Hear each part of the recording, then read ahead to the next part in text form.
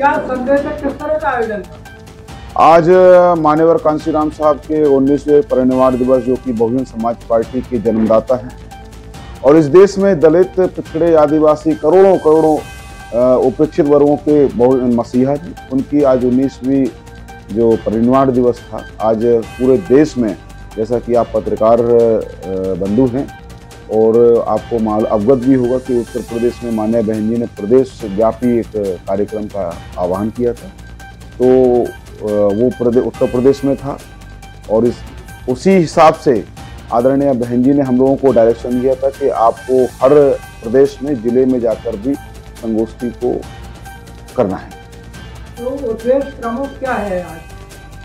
प्रमुख उद्देश्य ये है कि देश में जो व्यवस्था परिवर्तन की बात कुछ समय से दब गई थी या धीमी पड़ गई थी, माननीय बहन जी ने हमको समझाया कि इस देश में हमको व्यवस्था परिवर्तन लाना है, तो व्यवस्था परिवर्तन की लड़ाई को लड़ने के लिए आपको पार्टी को मजबूत करना पड़ेगा। इसलिए हम लोग पार्टी को मजबूत करने में लगे हुए हैं। किस तरह की व्यवस्था चाहते हैं अपन? इस देश में हम लोग व्यवस्था परिवर्तन चाहते हैं कि जो बाबा साहब ने सपना देखा था कि सम्राट अशोक का या बुद्धमय भारत हो, उस बुद्धमय भारत की हम लोग हमारी नेता कल्पना करती हैं।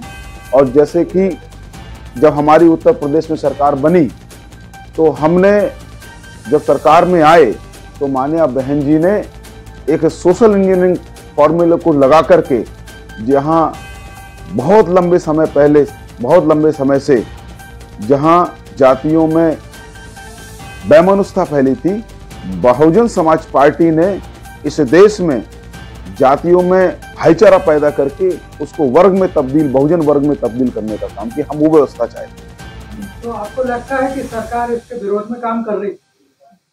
अब मुझे तो ऐसा लगता है कि सरकार विरोध में काम कर रही है। अगर विरोध में काम नहीं कर रही होती तो आप मध्य प्रदेश के आप जिम्मेदार साथी हो, मध्य प्रदेश के आप मूल्यवासी हो। मुझे तो ऐसा लगता है कि मध्य प्रदेश में पिछले 2 वर्ष पहले आदिवासी समाज के बेटे के ऊपर भीवस तरीके से उसके ऊपर बाथरूम कर दी गई थी। तो क्या ये घटना भीवस नहीं है? क्या दलित समाज की बेटियों के ऊपर बलात्कार नहीं हुए दमोह में? तो जो व्यवस्था परिवर्तन, यही तो व्यवस्था परिवर्तन चाहते हैं कि जहां निचले तबके का भी व्यक्ति, मतलब जो दलित समाज का कमजोर वर्ग है, वो भी मजबूत सबल हो जाए। हम उस सपने को देखना चाहते हैं।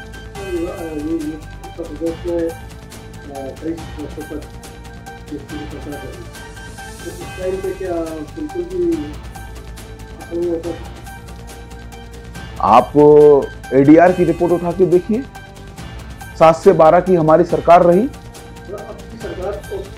मैं वही बात बोलने जा रहा हूं कि हमारी 7 से 12 की सरकार रही। आप एडीआर की रिपोर्ट उठाकर देखिए तो 7 से 12 में हम जब सत्ता में आई, मैं तो 7 से 12 की बात नहीं बोल रहा हूं, हम तो 7.5 साल हमने जब बहुजन समाज पार्टी की जब से गवर्नमेंट बनी, चाहे वो 6 महीने की बनी हो, चाहे 3.5 महीने की बनी हो, जितने भी गवर्नमेंट बनी, आप एडीआर की रिपोर्ट उठाकर देखिए। ये मान्यवर कांशीराम साहब ने खुद कोट किया था। आप तो पत्रकार साथी है और कुछ साथी तो ऐसे हैं जो बहुत मान्यवर साहब के समय के पत्रकार हैं। मान्यवर कांशीराम साहब ने कहा कि हमारी सरकार बनी 3 जून 1995 को, तो कुछ अपराधी जेल में ठूस दिए गए, कुछ प्रदेश छोड़कर भाग गए और जो बचे कुचे हैं उनको हाफ एनकाउंटर कर दिया गया उनका। तो जो शासन जिसके हाथ में होता है, जिसके हाथ में बागडोर होती है, वो शासन को अच्छी तरह चलाता है। उसकी बानगी है माननीय बहन कुमारी मायावती। योगी सरकार ने भी लगभग 45 लोगों के एनकाउंटर कर।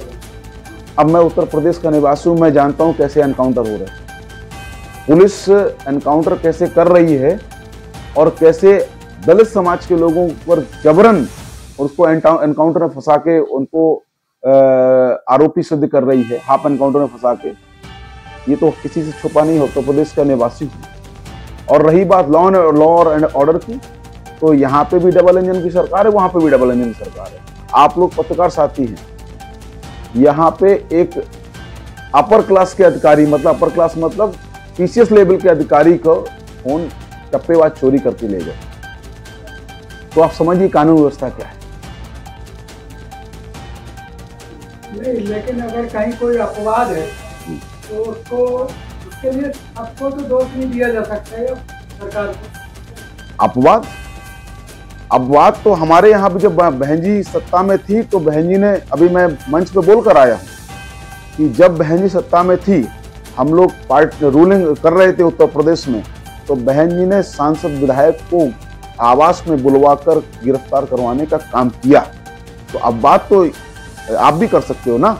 अब बात की बात अगर हो रही है तो आप ऐसा भी, तो आप भी तो शासन सत्ता में, बागडोर आपके हाथ में, आप भी राजपाट कर रहे हैं, आप भी मुख्यमंत्री हैं, और यहाँ तो डबल इंजन की सरकार 2 बार हो गई है, तो आप लोग भी तो कर सकते हो। लेकिन बहन जी ने तो करके दिखाया।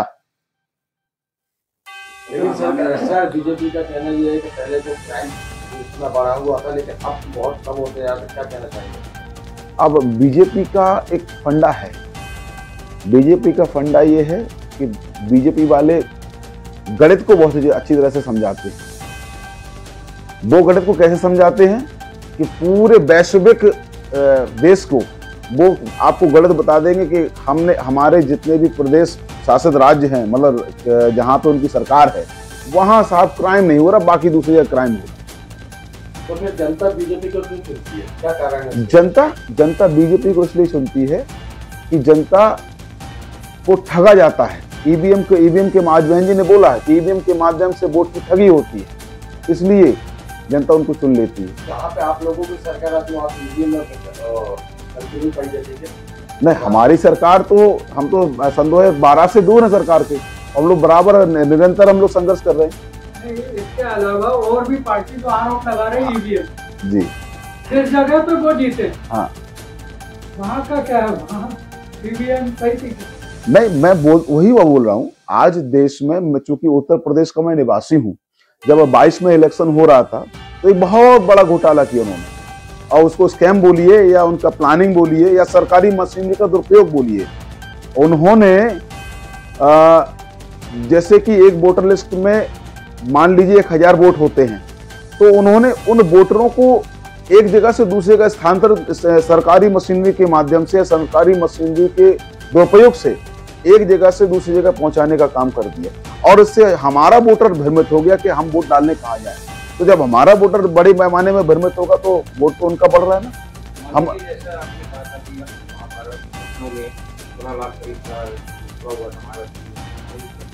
आपकी सरकार कैसे बनाने का काम करेगी, कैसे वापसी करेंगे पूरे ऑल इंडिया में? ऑल इंडिया में बीएसपी देखिए क्या है। पहले तो इस बात को मैं कन्फर्म करना चाहता हूं कि Bahujan Samaj party political organisation के पहले एक विचारधारा है, आइडियोलॉजी है, और हम मान्यवर कांशीराम साहब कहते थे कि हम लोग को, हम अवसरहीन रहे हैं लंबे समय तक, और हमको जैसे ही अवसर मिलेगा, क्योंकि हम तो संघर्ष कर रहे हैं, तो संघर्ष जब हम संघर्ष करते करते हमें अवसर हाथ में लगेगा तो हम तुरंत से अवसर को कैश कराने का काम करें। जैसे कि हमारे जो वोटर्स हैं, बीजेपी के जो वोटर्स हैं, बीजेपी में कन्वर्ट हो गए, ये आपका क्या होता है? नहीं, बीजेपी में कन्वर्ट नहीं है। ये तो अब मैं आपको बोल चुका हूँ कि वोटर लिस्ट में बड़ी धांधली हुई, इस वजह से वो आप लोगों को लगता है कन्वर्ट हो गया। आगे की क्या योजना है? आगे की योजना अब योजना बता देंगे, फिर वो रिवील हो जाएगा।